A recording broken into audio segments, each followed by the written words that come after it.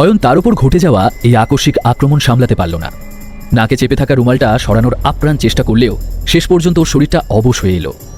একটা সময় সম্পূর্ণ অজ্ঞান হয়ে মাটিতে লুটিয়ে পড়ল অয়ন। অয়নের নাকে চেপে ধরা রুমালটাতে ক্লোরোফর্ম ছিল, আর সে কারণেই জ্ঞান হারিয়েছিল অয়ন। অয়ন অজ্ঞান হয়ে যেতেই ওর সামনে এসে দুজন উপস্থিত হলো। তারা হলো সৌর্য এবং দিশা। দুজনের মুখে বিজয়ীর হাসি। দিশা সৌর্যকে বলল, মনীষ আগরওয়ালকে বলো ওর কাজ শুরু করে দিতে। এরপর কি হলো কিছুই জানা গেল না। পরের দিন যখন অয়নের জ্ঞান এলো তখন ও দেখল ও নিজের ঘরে। তখন ওর মাথা ঝিমঝিম করছিল। গত রাতের কথা মনে পড়তেই চমকে উঠল অয়ন। আপন মনেই বিড়বিড় করে উঠল, আমি এখানে কি করে এলাম? কাল রাতে কি হয়েছিল আমার সাথে? ওদিকে শ্রীমন্তীর বাবা হসপিটালে রয়েছেন, আর শ্রীমন্তী যদি জানতে পারে আমি বাড়িতে আছি তাহলে কত খারাপ লাগবে ওর। কিন্তু কাল রাতে আমার সাথে কি হয়েছিল সেটা আমাকে জানতেই হবে। অয়ন দ্রুত নিজের মোবাইলটা বের করে দিশাকে ফোন করলো। দিশা ফোন উঠাতেই অয়ন জিজ্ঞেস করলো, দিশা এসব কি খেলা চলছে? কোথায় আছো তুমি? তোমার ফোন পেয়ে আমি যখন আগরওয়ালের ক্লাবে গেলাম তখন তুমি সেখানে ছিলে না। তারপর কেউ একজন আমাকে অজ্ঞান করে দিল। জ্ঞান ফিরতে আমি দেখলাম আমি আমার ঘরে আছি। সত্যি করে বলো তো কি হয়েছে আমার সাথে? জবাবে অবাক গলায় দিশা বলে, সে কি অয়ন দা, তোমার কি ওই সব সস্তার নেশা করার অভ্যাস হয়েছে নাকি? আমি তো তোমাকে কোথাও ডাকিনি। তাছাড়া আমি তো শহরের বাইরে আছি। কি সব যাতা বলছো তুমি? শোনো, আমি এখন একটু বিজি আছি, তাই তোমার বাজে কথা শোনার সময় আমার এখন নেই। এই বলে দিশা ফোন কেটে দিল। অয়ন এক দৃষ্টি ওর ফোনটার দিকে চেয়েছিল। ঠিক তখনই ওর ফোনে শ্রীমন্তীর একটা মেসেজ এলো। বাবার কন্ডিশন এখন ভালো আছে, ওনাকে খুব শীঘ্রই ডিসচার্জ করে দেওয়া হবে। আপাতত অফিসের জরুরি কাজে আমাকে মল্লিক ইন্ডাস্ট্রিজ আসতে হয়েছে। শ্রীমন্তীর মেসেজটা পড়ে অয়ন স্বস্তির নিঃশ্বাস ফেলল। সেই সময় ওর মোবাইলে বিক্রমবাবুর ফোন এলো। অয়ন ফোনটা রিসিভ করতেই বিক্রমবাবু বললেন, ছোটবাবু, এবার আপনি আপনার কাজ শুরু করতে পারেন। আপাতত আপনার থাকার জন্য সানরাইজ টাওয়ারে একটা ফ্ল্যাট বুক করে দেওয়া হয়েছে। আপনি একবার গিয়ে জায়গাটা দেখে আসতে পারেন। তবে ওখানকার ওনার বিপ্লব সামন্তকে একটু সমঝে চলবেন। লোকটা খুব শেয়ানা, আর যেভাবেই হোক নিজের কাজ হাসিল করে নিতে ওস্তাদ। সানরাইজ টাওয়ারের ব্যাপারে অয়নের আগেও শুনেছিল। ওখানে এক একটা ফ্ল্যাটের দাম কয়েক কোটি টাকা। ওর মনে পড়ল শ্রীমন্তীরও ওই জায়গাটা খুবই পছন্দের। কিছু একটা ভেবে অয়ন বাড়ি থেকে বেরিয়ে দেখল বাইরে ওর বাইকটা দাঁড় করানো। এই বাইকটাকে নিয়েই ও মনীষ আগরওয়ালের ক্লাবে গিয়েছিল। এই ব্যাপারটা অয়নকে ভাবিয়ে তুলল। অয়ন নিজের মনে মনে বলল, এই ব্যাপারে মনীষ আগরওয়ালের সাথে কথা বলতে হবে। গতকাল রাতে ওর ক্লাবে ঠিক কি হয়েছিল, কিন্তু তার আগে আমাকে একবার সানরাইজ টাওয়ারে যেতে হবে। এই বলে অয়ন দ্রুত গতিতে বাইক ছোটালো সানরাইজ টাওয়ারের উদ্দেশ্যে। সানরাইজ টাওয়ারে পৌঁছে বাইকটা একপাশে পার্ক করলো অয়ন। ও ভেতরে ঢুকতে গেলে গেটের সামনে থাকা দুজন গার্ড ওকে আটকে জিজ্ঞেস করলো, আরে আরে এভাবে ভেতরে কোথায় ঢুকে যাচ্ছ? কে তুমি? জবাবে অয়ন বলল, এখানে একটা ফ্ল্যাট কিনবো আমি, সেটাই দেখতে যাচ্ছি একবার। অয়নের আধ ভাঙা বাইক আর ওর সাদামাটা জামা কাপড় দেখে দুজন গার্ডই হাসতে শুরু করলো। তাদের মধ্যে একজন বলে উঠল, আরে ভাই, আজকাল যে এখানে পারছে গট গট করে ঢুকে পড়ছে। কেনা তো দূরের কথা, এসব ফ্ল্যাটের দিকে চোখ তুলে তাকানোর ক্ষমতাও নেই তোমার। এদিকে বড় বড় কথা বলছো, বেরো এখান থেকে। লোকটার কথায় অয়ন বলল, কারো জামা কাপড় দেখে তাকে বিচার করা ঠিক নয়। তাছাড়া এখানে যেসব অতিথি আসেন তাদের সঙ্গে কি আপনারা এভাবেই কথা বলেন? এইভাবে কথা কাটাকাটির ফলে ঝামেলা বাড়তে বাড়তে চরম আকার নিল। ঝামেলার মধ্যে একজন গার্ড এগিয়ে গিয়ে অয়নের বাইকটা ভাঙচুর করে দিল। অয়ন তাড়াতাড়ি ওই গার্ডটির হাত চেপে ধরে লোকটার গালে একটা চড় কষাতে যেতেই ও ভেতর থেকে একটা গলা পেল। থেমে গেল। স্যার স্যার, একে ছেড়ে দিন প্লিজ। এদের হয়ে আমি ক্ষমা চেয়ে নিচ্ছি আপনার কাছ থেকে, ক্ষমা করে দিন স্যার। অয়ন পেছন ঘুরতেই দেখল সেখানে সানরাইজ টাওয়ারের ওনার বিপ্লব সামন্ত দাঁড়িয়ে আছে। সে ওই গার্ড দুজনের সামনে এসে বলল, তোমরা কি ভুলে গেছো গেস্টদের সঙ্গে কেমন ব্যবহার করতে হয়? তোমরা আদৌ জানো তোমাদের সামনে কে দাঁড়িয়ে আছেন? এই কথায় অয়ন বলে উঠল, আমি কে তা এদের জানানোর কোনো প্রয়োজন নেই মিস্টার সামন্ত। তবে এদের এটুকু জানা উচিত যে ধনী গরিব যেই এখানে আসুক না কেন সবার সাথেই ভদ্র ব্যবহার করতে হয়। অয়নের কথায় কিছুটা লজ্জিত বিপ্লব সামন্ত বলল, ঠিক বলেছেন স্যার, আমি অবশ্য জানতাম যে আপনি এখানে আসবেন, কিন্তু গার্ডদের বলে রাখার ব্যাপারটা মাথা থেকে একদম বেরিয়ে গেছিল। আপনার জন্য স্পেশাল লাঞ্চের ব্যবস্থা করে রেখেছি স্যার, একটু সেবা করার সুযোগ আমাকে দিন। এই বলে বিপ্লব সামন্ত অয়নকে ভেতরে নিয়ে গেল। ভেতরে এসে অয়ন দেখল খুব সুন্দরভাবে টেবিল সাজানো হয়েছে।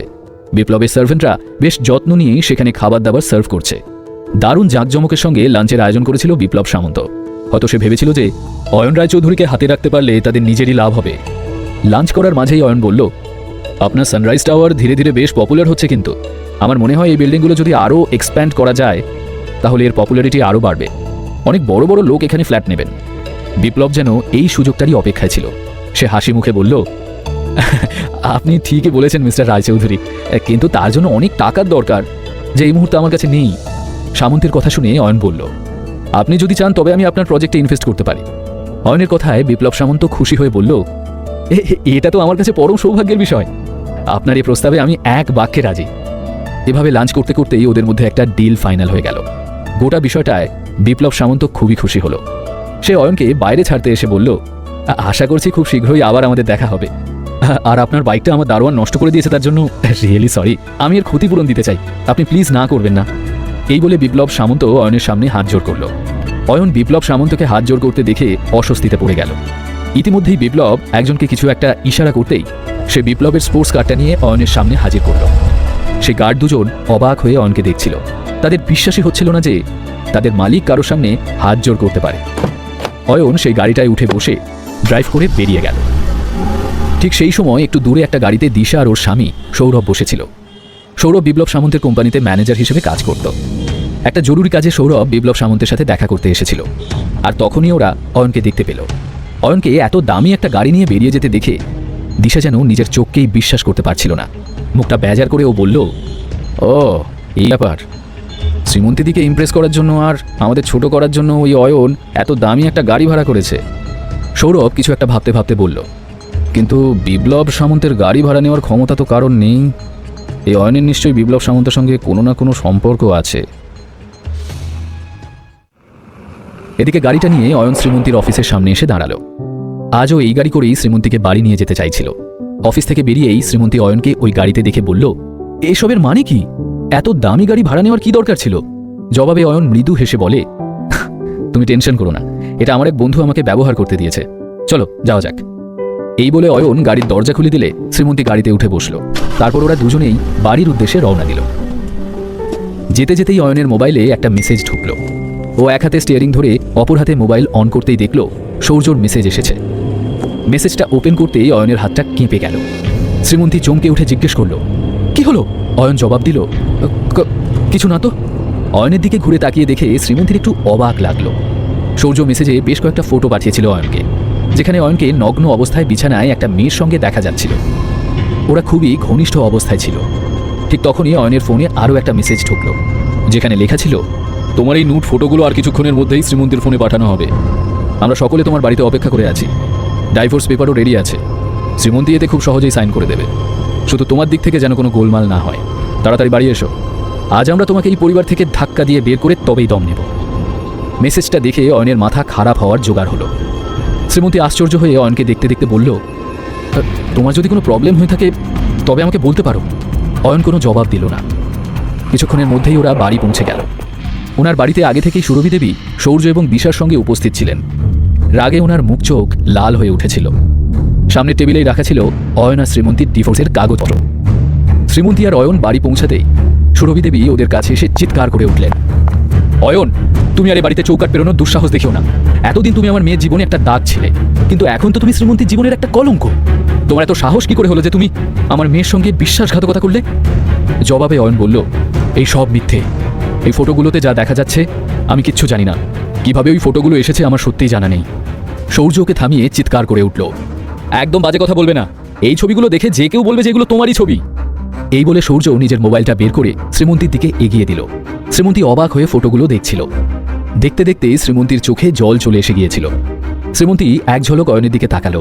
অয়ন বলে উঠল, শ্রীমন্তী, শ্রীমন্তী, এসব মিথ্যে, সব ষড়যন্ত্র।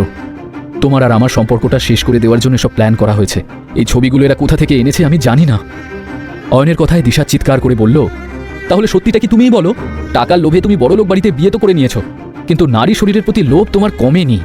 আর কোন সম্পর্কের কথা বলছো তুমি, যেটা এখনো ঠিকমতো গড়েই ওঠেনি, সেটা আবার শেষ কিভাবে হবে? চোখ ভর্তি জল নিয়ে শ্রীমন্তী সবার দিকে তাকাচ্ছিল। এক ঝলক অয়নের দিকেও তাকালো শ্রীমন্তী। ওর চোখে জল দেখে অয়নের খুব কষ্ট হচ্ছিল। আর তখনই সুরভি দেবী শ্রীমন্তীর হাতে একটা পেন ধরিয়ে দিয়ে বললেন, সামনে ডিভোর্স পেপার রাখা আছে, শ্রীমন্তী এটাতে সই করে দে। আমি তোকে আর কিছুতেই এই ছেলেটার সাথে থাকতে দেব না। সুরভি দেবীর হাত থেকে পেনটা নিয়ে ধীরে ধীরে শ্রীমন্তী সেই টেবিলের দিকে এগিয়ে গেল, যার উপর ডিভোর্স পেপারটা রাখা ছিল। ওকে টেবিলের দিকে এগোতে দেখে মুহূর্তের জন্য অয়নের বুকটা ধড়াস করে উঠল। শ্রীমন্তী কি অয়নকে ডিভোর্স দিয়ে দেবে, নাকি এই গল্পে আসবে নতুন কোনো মোড়, যা অয়ন আর শ্রীমন্তীর জীবনকে অন্য খাতে বইয়ে দেবে? জানতে হলে শুনতে থাকুন এই গল্পটি, শুধুমাত্র